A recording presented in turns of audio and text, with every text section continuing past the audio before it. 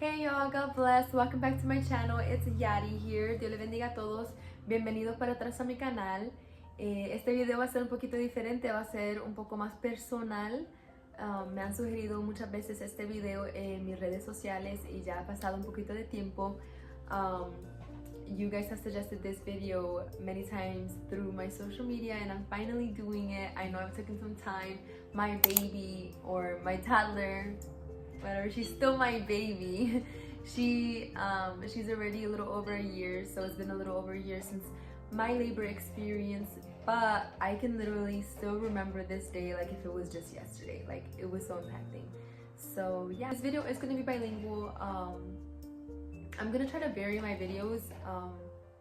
This one's gonna be, I'm gonna be speaking in English for the most part, and my subtitles will be in Spanish, but next videos I'll probably be ranging them, so I'll probably be talking Spanish and subtitles in English and so on and so forth. Really quickly though, I do want to make clear that I have in mind that every physical body is different, every woman is different, every baby is different, every pregnancy is different, so every story is beautiful and unique in its own way.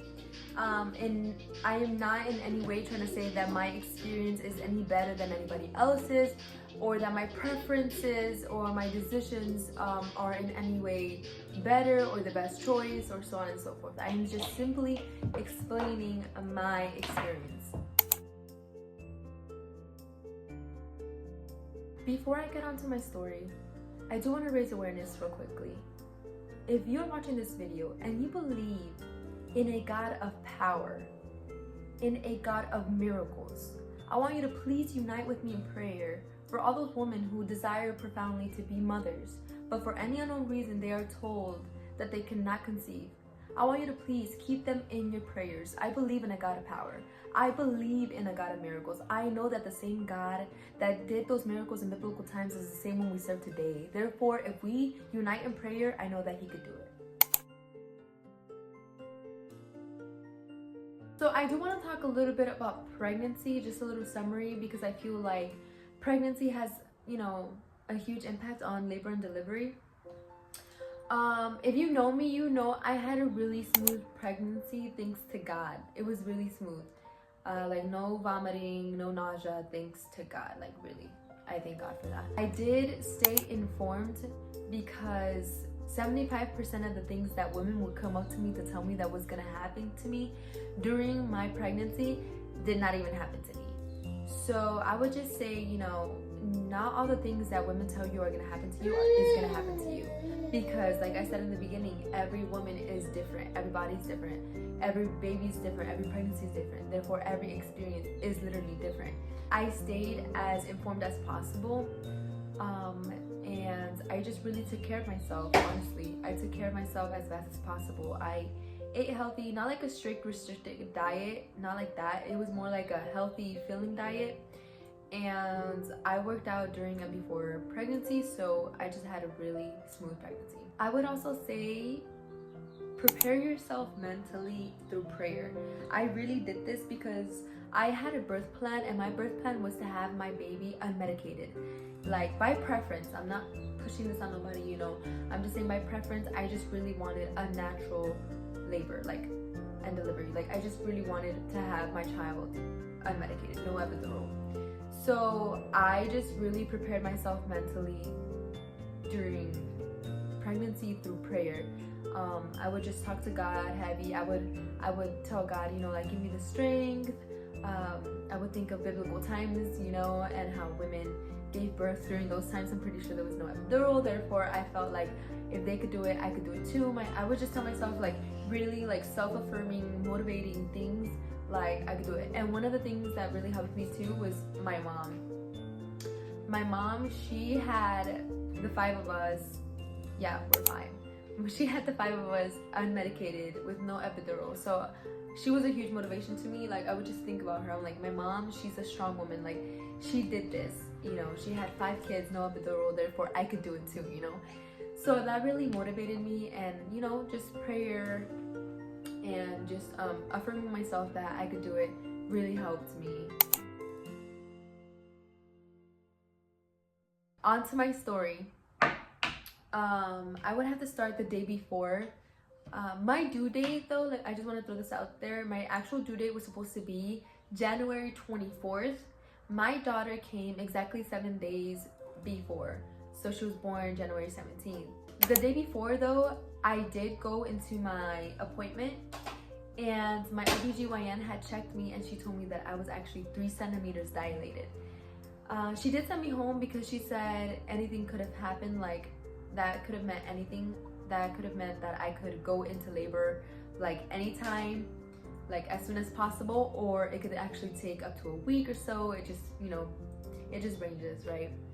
So I did end up going home and I got ready for church. So I did go to church that same day. I went with my sister, my husband, and when I get to church, I did start feeling contractions. But I didn't want to alarm myself, honestly, because like I said, I had read during my pregnancy and I had also read different experiences, and I noticed that a lot of women would say that they would go into the hospital thinking that it was time, you know, because they felt really strong contractions, but then they would get sent home because they hadn't dilated enough. So I didn't want that to happen to me, so I was kind of just keeping it to myself. My sister did notice though, and she seemed a little worried, but I kind of just told her like, yeah, I'm okay. And that same day we went home, and when we go home, I just remember spending some time with my sister and my husband, and I kind of just like, I feel like they either faded away or I just wasn't being attentive to them anymore, because I didn't really like feel them as strong anymore. We go to sleep, and I remember like around like 4 in the morning being woken up by these really strong contractions. And when I woke up, I kind of knew like, yeah, this is gonna be it. Like, I know this is gonna be it. But I woke up and I kind of had this moment to myself, and I was like, oh my gosh, like I'm really feeling contractions. Like, what do I do? I'm a little nervous, but at the same time I was excited because I was like, yeah, like finally this day came. And I decided to wake my husband up, and he has a way of like really making me feel like, I don't know, putting me at ease, like kind of just like calming me, soothing me. And he did exactly just that. He woke up and he was like, what's going on? And I told him, I was like, I feel contractions, like strong contractions. Like, you feel like this is it? And since this was our first time, like we're first time parents, we kind of didn't know like if it was it or not. So we kind of just had to stick with our gut. And he told me, he was like, this is what we're gonna do.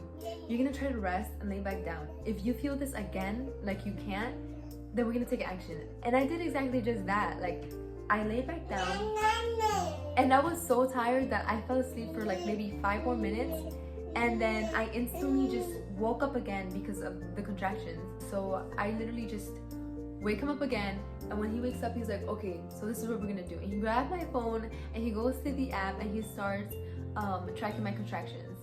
And we were just seeing how far apart they were, and I would tell him exactly when they would start, when they would end. And the app itself literally started telling us like, yeah, you have to go to the hospital. And he goes to the living room, and my sister was actually sleeping in the couch. Sorry, Gina. So he wakes her up and he's like, yeah, it's go time, like it's the real deal now. And she was like, no way, like she thought he was playing. He obviously wasn't playing. So then she realizes he wasn't playing, and she gets ready. And he gets ready, and it was my turn to get ready. Well, I just couldn't get ready because the contractions were so strong that I literally had to be in movement at all times, because I just couldn't stay still. They were just too strong.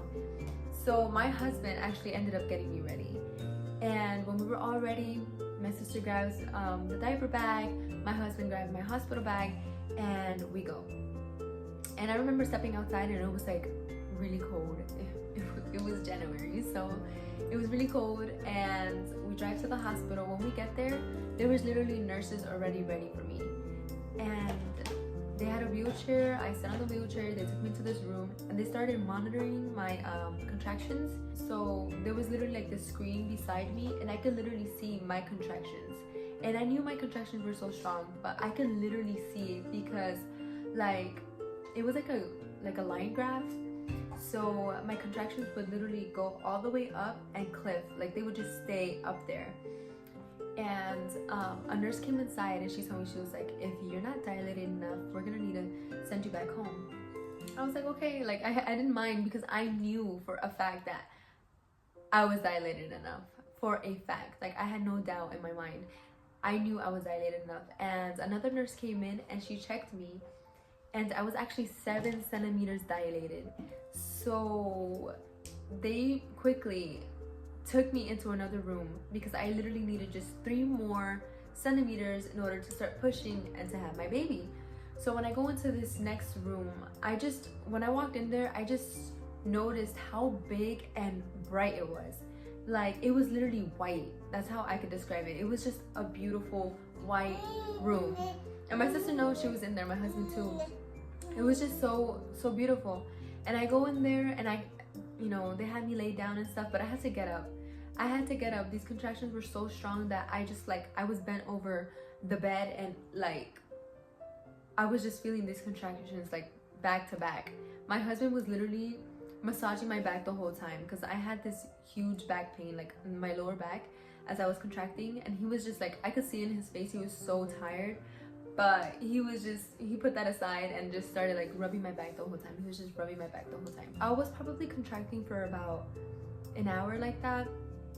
The doctor came in and he really motivated me too. He really encouraged me because, like I said, by personal preference, I wanted an unmedicated labor. And he came inside, and instead of encouraging me to take that epidural, he was like, so do you want epidural? And he was like nodding his head like, no, don't. And I wanted to say yes so bad because I just felt this pain like really strong. But when he did that, I just felt like I couldn't say yes anymore. So I was like, no. And my husband was like, see, like, you're doing great. And he would tell me, my husband would remind me every time, like, you're doing really good, you're so strong, like, you could do this. And during those contractions, one thing that I really started doing, and it really helped me, is I just started praising through those contractions. Like, honestly, I could barely speak, but the very little that I could speak, I was just praising God. I was just, connecting with God. I started saying like, thank you, God. Like, I was just thanking God beforehand for the victory that I knew he was gonna give me. And my husband started singing to me. I told my husband, sing to me, like, please, like, just start singing to me. He started singing to me Reckless Love. I don't know if y'all know that song, but he started singing that song, and I just felt like in so much peace within that pain, And the doctor told me, he was like, when you feel the next contraction, just start pushing. And this connected in some spiritual manner, because I felt like this was so spiritual, because at that moment I started thinking, I was like, wow, like, the process of production is followed by pain. What this means is that we're gonna go through problems, we're gonna go through diverse situations, we're gonna be pressed, we're gonna feel pressure, but something is gonna be born. There's a victory that we're going to obtain. Something God is trying to do through us, So I just felt like this was just so spiritual. Like, birth itself is just so spiritual. And I just, I started pushing through those contractions. The doctor told me I could feel her head. What's still there is the bag of water, because my water had broken. So he grabbed this like really thin, really long metal rod and just pierced my bag of water. When he did that, I felt like a release of pressure. Like, I felt less pressure. So it felt so much better. And like, as soon as he did that, not even a minute later, he literally just grabbed his, like, I don't know what to call it, maybe like a gown, it's like a nurse gown, I don't know. They put that on him. It was like a coat maybe. And he put his gloves on, and it was go time. He started telling me, push. And I felt at that moment, whenever that happened, my husband literally asked me this question. He was like, you feel like you can do it? I was like, I'm gonna have to.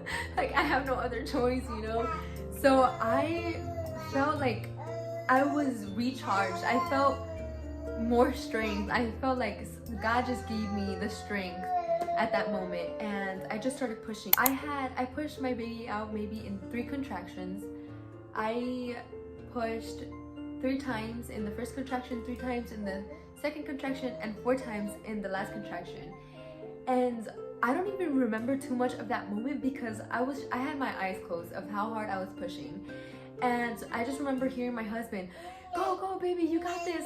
I could see her head and whatnot. And then whenever he told me that I just felt like I was getting strained. I was just pushing. I just kept on pushing. There came the moment where I heard the loudest cry, like a huge cry, and they just put her on my chest.